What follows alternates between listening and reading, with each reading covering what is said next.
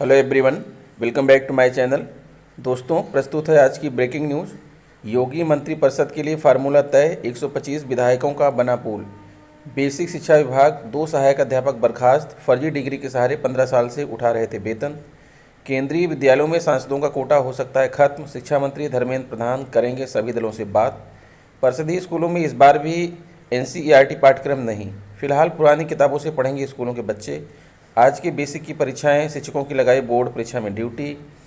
शिक्षकों पर दबाव बनाकर बीमा पॉलिसी बेचते थे खंड शिक्षा अधिकारी, इस तरह रचा था चक्रव्यूह। आइए देखते हैं दोस्तों खबरें विस्तार से।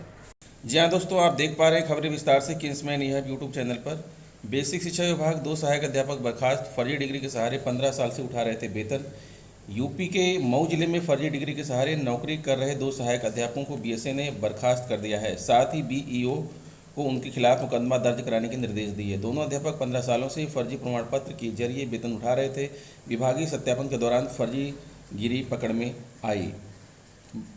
बड़राव ब्लॉक क्षेत्र के भिखारीपुर स्थित प्राथमिक विद्यालय के सहायक अध्यापक पर धर्मानंद भारती की तैनाती 2019 में हुई थी। वह कूट रचित शैक्षिक तथा प्रशिक्षण प्रमाण पत्र के आधार पर नौकरी कर रहा था। इसी तरह फतेहपुर मड़ाव ब्लॉक क्षेत्र के उच्च प्राथमिक विद्यालय बहादुरपुर के सहायक अध्यापक के पद पर रामलाल यादव 2005 से नौकरी कर रहा था। शिकायत मिलने पर विभाग ने सहायक अध्यापकों के शैक्षिक तथा प्रशिक्षण प्रमाण पत्र का सत्यापन कराया। सत्यापन में धर्मानंद भारती का शैक्षिक तथा बीएड प्रमाण पत्र फर्जी मिला, जबकि रामलाल यादव का बीएड प्रमाण पत्र फर्जी मिला। बीएसए ने दोनों को अपना पक्ष प्रस्तुत करने के कई अवसर दिए, लेकिन वह बचाव में कोई साक्ष्य प्रस्तुत नहीं कर सके।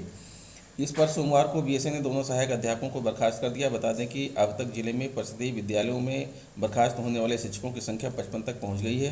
बीएसए डॉक्टर संतोष कुमार सिंह ने कहा कि प्राथमिक विद्यालय में तैनात सहायक अध्यापक धर्मानंद भारती तथा उच्च प्राथमिक विद्यालय में तैनात रामलाल यादव को बर्खास्त कर दिया गया है। एफआईआर दर्ज कराने के लिए खंड शिक्षा अधिकारी को निर्देश दे दिया गया है। केंद्रीय विद्यालयों में सांसदों का कोटा हो सकता है खत्म, शिक्षा मंत्री धर्मेंद्र प्रधान करेंगे सभी दलों से बात। केंद्रीय विद्यालयों में 10 छात्रों को प्रवेश के लिए मिला सांसदों का कोटा खत्म हो सकता है। लोकसभा में सोमवार को सभी दलों के सांसदों ने कोटा बढ़ाने या फिर स्थायी रूप से खत्म करने की मांग की। स्पीकर ओम बिरला का हस्तक्षेप के बाद शिक्षा मंत्री धर्मेंद्र प्रधान ने कहा कि वह जल्द ही सभी दलों के नेताओं से बातचीत कर अंतिम निर्णय लेंगे। प्रश्नकाल में कांग्रेस के महेश तिवारी ने कहा कि प्रवेश कोटा सांसदों के लिए जी का जंजाल बन गया है। एक सांसद लगभग 40 लाख लोगों का प्रतिनिधित्व करता है, जबकि प्रतिवर्ष वह 10 बच्चों का ही प्रवेश दिला सकता है। ऐसे में या तो कोटा को बढ़ाकर कम से कम 50 किया जाए या इसे हमेशा के लिए खत्म कर दिया जाए। तिवारी की मांग का सभी दलों के सांसदों ने समर्थन किया। इस दौरान स्पीकर के पूछने पर सभी दलों के सांसदों ने कोटा समाप्ति पर हामी भरी। इस पर स्पीकर ने कहा कि शिक्षा मंत्री सभी दलों के नेताओं से बातचीत कर निर्णय लेंगे। प्रधान भी कोटा खत्म करने के पक्ष में। शिक्षा मंत्री प्रधान ने कहा कि केंद्रीय विद्यालयों में प्रवेश के लिए कोटा सिस्टम को सुधारने के लिए कई कदम उठाए गए हैं। पहले सांसदों के पास कोटा नहीं था, बाद में 2 से 5 और अब 10 है। हालांकि इस मामले में सांसदों को तय करना है कि वह कोटा चाहते हैं या नहीं। उन्होंने कहा कि वह जल्द ही सभी दलों के नेताओं की इस विषय पर राय लेकर उचित फैसला करेंगे। लखनऊ परिषदीय विद्यालयों में 1 अप्रैल से शुरू हो रहे नए शैक्षिक सत्र 2022-23 से भी एनसीईआरटी का पाठ्यक्रम लागू नहीं हो सकेगा। बेसिक शिक्षा विभाग ने लगातार तीसरे साल एनसीईआरटी पाठ्यक्रम लागू करने का मामला टाल दिया है। बता दें कि मुख्यमंत्री योगी आदित्यनाथ ने 2019 में परिषदीय स्कूलों में भी एनसीईआरटी का पाठ्यक्रम लागू करने के निर्देश दिए थे। 2020-21 में कोरोना संक्रमण की पहली लहर के चलते स्कूल बंद रहने और दफ्तरों में भी कामकाज प्रभावित रहने से पाठ्यक्रम लागू नहीं हो सका। 2021-22 में उत्तर प्रदेश राज्य शैक्षिक अनुसंधान एवं प्रशिक्षण परिषद की ओर से पाठ्यक्रम का मसौदा तैयार नहीं करने से पाठ्यक्रम लागू नहीं हो सका। इसके बाद विभाग ने सत्र 2022-23 से पहली कक्षा में एनसीईआरटी का पाठ्यक्रम लागू करने की घोषणा कर चरणबद्ध तरीके से 2025-26 तक तथा कक्षा 8 तक इसे लागू करने की तैयारी की, लेकिन इस बार भी एससीईआरटी की ओर से पाठ्यक्रम का मसौदा तैयार नहीं हो पाया, इसलिए इस बार भी पाठ्यक्रम लागू नहीं हो सकेगा। एससीईआरटी की ओर से पाठ्यक्रम का मसौदा तैयार न हो पाने से बनी स्थिति लगातार तीसरे साल टला मामला। अब सत्र 2023-24 से लागू करने की तैयारी। परिषदीय स्कूलों में अप्रैल से शुरू हो रहे नए शिक्षा सत्र से एनसीईआरटी का पाठ्यक्रम लागू नहीं हो सकेगा। अब 2023-24 से इसे लागू किया जाएगा। प्रताप सिंह बघेल, सचिव बेसिक शिक्षा, लखनऊ। नए शैक्षिक सत्र में परिषदीय स्कूलों के बच्चे फिर पुरानी किताबों से पढ़ाई शुरू करेंगे। 1 अप्रैल से नया सत्र शुरू हो रहा है, लेकिन अभी तक किताबें छपनी नहीं जा पाई। बेसिक शिक्षा निदेशक सरविंद विक्रम बहादुर सिंह ने सभी बीएसए को निर्देश दिए कि पुराने विद्यार्थियों से पाठ्य पुस्तकें वापस ले ली जाएं। प्रदेश के 1.85 करोड़ बच्चों को इसका लाभ मिलता है। आज से बेसिक की परीक्षाएं, शिक्षकों की लगाई बोर्ड परीक्षा में ड्यूटी।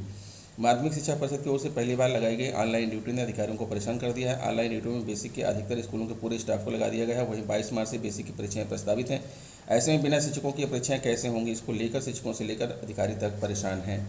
यूपी बोर्ड की परीक्षाओं को कराने के लिए हर साल माध्यमिक के साथ साथ बेसिक के शिक्षकों की ड्यूटी लगाई जाती है। बोर्ड ने से पहली बार ऑनलाइन माध्यम से शिक्षकों की ड्यूटी लगाई है। ऐसे में सॉफ्टवेयर ने बेसिक के अधिकतर स्कूलों के शिक्षकों की ड्यूटी लगा दी है। आज से बेसिक की परीक्षाएं शिक्षकों की लगाई बोर्ड परीक्षा में ड्यूटी। योगी मंत्रिपरिषद के लिए फार्मूला तय, 125 विधायकों का बना पूल। योगी मंत्रिमंडल में शामिल होने वाले चेहरों के चयन को लेकर भगवा खेमे में मंथन जारी है। 25 मार्च की शाम 4 बजे अटल बिहारी वाजपेयी कान्हा अंतर्राष्ट्रीय स्टेडियम में होने वाले भव्य शपथ ग्रहण समारोह में योगी के साथ करीब 45 मंत्रियों के शपथ लेने की संभावना है। हालांकि इन चेहरों के चयन को लेकर पार्टी में मैराथन का आवाज चल रही है। चुनाव जीतने वाले 255 में से करीब 125 विधायकों का पूल बनाया गया है। यूपी का चुनावी रण जीतने के बाद भाजपा मिशन 2024 को लेकर बेहद उत्साहित है। पार्टी ने इस मिशन के लिए तैयारी भी शुरू कर दी है। टीम योगी का चयन भी इसी कवायद का हिस्सा है। पार्टी चेहरों का चयन बेहद सोच समझकर ही कर रही है। कुछ चेहरे प्रदेश नेतृत्व की पसंद है तो कुछ को दिल्ली दरबार हर हाल में सरकार में चाहता है। पार्टी सूत्रों के मुताबिक 125 विधायकों का जो पूल बनाया गया है उसमें करीब 70 नामों पर दिल्ली में मंथन के बाद सहमति बनी है। इन्हीं नामों में से 45 के करीब चेहरों का चयन किया जा रहा है। 2017 की तुलना में बदली हैं स्थितियां। दरअसल इस बार पार्टी के सामने 2017 की तुलना में परिस्थितियां भी कुछ भिन्न है। तब पार्टी बदलाव के लिए लड़ी थी और इस बार ठहराव के लिए पहले से ज़्यादा विकल्प भी उपलब्ध है। पहले कार्यकाल में मंत्री पद पाने वालों का रिपोर्ट कार्ड भी नेतृत्व के सामने है। प्रशासनिक अनुभव वाले कई चेहरे भी इस बार हैं। डॉक्टर, इंजीनियर, प्रोफेशनल के विकल्प भी हैं। यूपी की जीत के बाद चुनावी समीक्षा का निचोड़ भी उपलब्ध है।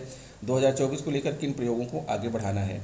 बेटे बेटियों का समायोजन मुश्किल। पीएम मोदी के सख्त रुख के बाद पार्टी नेताओं, सांसद, विधायकों के लाडलों को भी मंत्री पद मिलना संभव नजर नहीं आ रहा है। क्षेत्रीय और सामाजिक गुण गणित के साथ ही बेहतर छवि वाले चेहरों को ही टीम योगी में जगह दिए जाने पर फोकस है। ऐसे में टीम योगी का इस बार पहले से पूरी तरह अलग दिखना तय माना जा रहा है। धामी मॉडल ने जगाई केशव समेत कई की उम्मीदें। उत्तराखंड में पुष्कर सिंह धामी को विधायक दल का नेता चुने जाने के साथ ही यूपी में भी राजनीतिक हलचलें तेज हो गई। सबसे ज़्यादा चर्चा उप मुख्यमंत्री केशव प्रसाद मौर्य की सरकार में बने रहने को लेकर रही। हालांकि उनके सरकार में बने रहने की संभावनाएं पहले से ही बनी हुई हैं। इसके अलावा कई प्रदेश पदाधिकारी भी मंत्री पद की दौड़ में शामिल हैं, जिनमें से कुछ विधान परिषद के सदस्य भी हैं। इन दिनों सबसे ज़्यादा चर्चा योगी मंत्रिमंडल में शामिल होने वाले चेहरों को लेकर है। इसे लेकर लखनऊ से लेकर दिल्ली तक मंथन और जोर आजमाइश का सिलसिला चल रहा है। इस बीच प्रदेश के राजनीतिक हलकों में यह सवाल तैरने लगा है कि क्या धामी मॉडल यूपी में भी लागू होगा। चुनावी बेतरनी पार करने से चूके कई मंत्रियों और उनके करीबियों की उम्मीदें भी इस मॉडल में जगा दी हैं। सिर्फ यही नहीं, कई ऐसे मंत्री भी फिर वापसी को लेकर सक्रिय हैं जिनकी परफॉर्मेंस को लेकर पहले कार्यकाल में भी सवाल उठ रहे थे। पश्चिम से आने वाले विधान परिषद कोटे के एक मंत्री फिर वापसी चाहते हैं। हालांकि मुजफ्फरनगर असेंबली में पार्टी का प्रदर्शन भी उनका पीछा कर सकता है। प्रतापगढ़ से आने वाले एक मंत्री भी बने रहने को प्रयासरत हैं। उन्हें लेकर भी कई तरह की चर्चाएं हैं। इसके अलावा भाजपा के कई प्रदेश पदाधिकारी भी मंत्री पद की दौड़ में शामिल बताए जा रहे हैं। शिक्षकों पर दबाव बनाकर बीमा पॉलिसी बेचते थे खंड शिक्षा अधिकारी, इस तरह रचा था चक्रव्यूह। गोंडा के खंड शिक्षा अधिकारी आरपी सिंह के द्वारा पत्नी के नाम से बीमा एजेंसी चलाने का मामला सामने आया है। शासन ने मामले की जांच के लिए सहायक शिक्षा निदेशक अयोध्या और सहायक शिक्षा निदेशक देवी पाटन की समिति गठित की है। आरपी सिंह का आरोप है कि वह पत्नी को तलाक दे रखा है, लेकिन हकीकत में पत्नी को साथ रखकर बीमा एजेंसी संचालित कर रहा है। वह स्वयं बीमा एजेंट बनकर विकासखंड में तैनात परिषदीय स्कूलों के शिक्षकों और शिक्षिकाओं पर बीमा पॉलिसी खरीदने के लिए दबाव बनाता था। इस तरह उसने बीमा कमीशन के रूप में लाखों रुपए कमाए हैं। आरपी सिंह पर महिला शिक्षकों को भय दिखाकर उनका उत्पीड़न और शोषण करने और निजता को प्रभावित करने का आरोप है। जिन शिक्षकों और शिक्षिकाओं ने उनसे बीमा पॉलिसी खरीदी उन्हें सेवा कार्य में छूट दी गई और जिन्होंने पॉलिसी नहीं खरीदी उनका शोषण किया। इतना ही नहीं, आरपी सिंह पर बीआरसी भवन कर्नलगंज के रखरखाव में भी वित्तीय अनियमितता और शिक्षकों के शैक्षिक दस्तावेजों का सत्यापन कराए बिना वेतन भुगतान कराने का आरोप है। विभाग के संयुक्त सचिव कामता प्रसाद सिंह ने खंड शिक्षा अधिकारी आरपी सिंह के खिलाफ जांच कमेटी गठित करने के आदेश जारी किए हैं। यूपी में अब खुलेंगे आंगनबाड़ी केंद्र और स्विमिंग पूल। लखनऊ प्रदेश सरकार ने कोरोना हालात में सुधार के मद्देनजर बृहस्पतिवार को सभी कोरोना पाबंदियों को खत्म कर दिया। प्रदेश में अब स्विमिंग पूल, वाटर पार्क व आंगनबाड़ी केंद्र सब खुलेंगे। अतिरिक्त मुख्य सचिव गृह अवनीश अवस्थी ने आदेश जारी कर कहा, बीते कुछ समय बहुत सारी गतिविधियों को शुरू किया गया था, लेकिन स्विमिंग पूल, वाटर पार्क और आंगनबाड़ी केंद्र बंद रखे गए थे। चूंकि कोरोना के हालात में काफ़ी सुधार हुआ है, सभी पाबंदियां खत्म की जाती हैं। शादी समारोह में भी लोग पूरी क्षमता से जा सकेंगे। हालांकि सभी कोविड सम्मत व्यवहार का पालन अनिवार्य है। दोस्तों, ये रहा आज का ब्रेकिंग न्यूज़। आशा करता हूँ वीडियो अच्छी लगी होगी। अगर वीडियो अच्छी लगी तो प्लीज़ मेरे चैनल को सब्सक्राइब कर लीजिए, बेल आइकन को प्रेस कर दीजिए। मिलते हैं आपसे नेक्स्ट वीडियो में कुछ नई जानकारी लेकर। तब तक के लिए नमस्कार।